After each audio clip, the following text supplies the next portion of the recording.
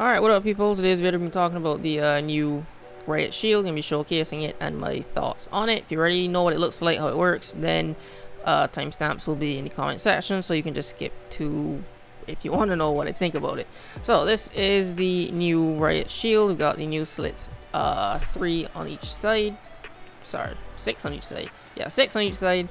And they've actually added this new feature where you can actually attach it to the side of doorways.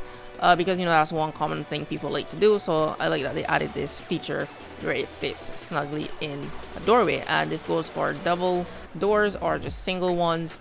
They also made it so you can't shoot through the space at the side of the shield, but for certain doorways you can still do that, so I'm not sure if they're gonna fix that. They probably will. It's probably just a bug right now for certain doors.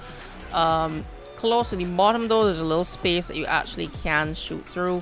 I'm not sure how useful that's going to be though, unless you are like right underneath this shield, you know, laying down pretty close to it, that you can actually see someone's foot there.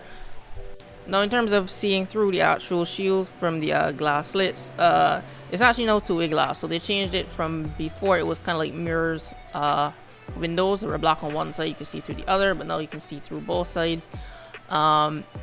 It's kind of better if you step back away from the shield and look at a certain angle, so it's better for, you know, seeing longer ranges than up close because of the way the slits in the shield are.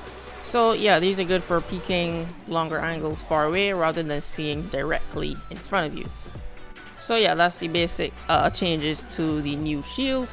And as for my thoughts on it, I like the new features, you know, where they can attach to the doorway and there's no pixel peaks at the side. But for everything else, I'm not a fan. I'm usually on the fence when new stuff is being added to the game, because it's like, you know, you don't really know how this is going to perform until you see it being used by everybody. Yeah, this is the first one that I actually don't want to see added to the game for a couple reasons. The first one is I do not think that the defending side needs another gadget that can give them more intel. There's so many operators out there, you know, that gives the defending side enough intel already. I don't think they need another one that isn't actually operator specific, because this shield is available for 8 people. Oh, also I'm just showing regular gameplay because there wasn't that much people on the TTS that can get a lot of footage with the shield, so yeah, you're just gonna be seeing regular gameplay.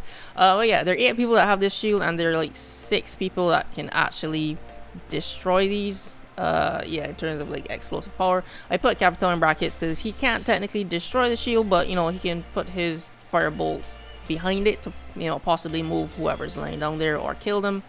So I was thinking maybe they could give 2 more people grenades to, you know, equalize the amount of people that can destroy the shields that have them, but at the same time that may just lead to grenade spam, so not sure about that option. So yeah, first reason is I don't think the defending side needs another intel gadget. The second thing is actually in terms of frustration. So what I mean by that is, you know, there's certain things in the game, it's not cheating, it's not, you know, being unfair, it's in the game, but it's still frustrating to go against, kind of like Caveira and Blitz and Legion Echo, you know, those operators. Yeah, this shield is gonna go on the frustration list because of moments like this.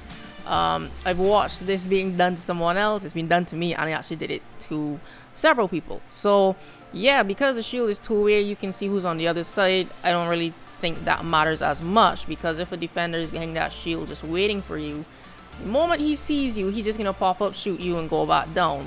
It's like, yes, you can say the shield is two-way, but you weren't necessarily looking for that. So that's kind of why I brought up the topic of who can destroy the shields, because of that. It's like, if these are added into the game, I think it's gonna get to a point where as soon as everyone sees these shields, they're just gonna want to blow them up. They're not gonna want to wait to see if someone is on the other side, because as an attacker, you know, if you see one of these shields, that could be certain death. So your first option is going to be to blow it the fuck up.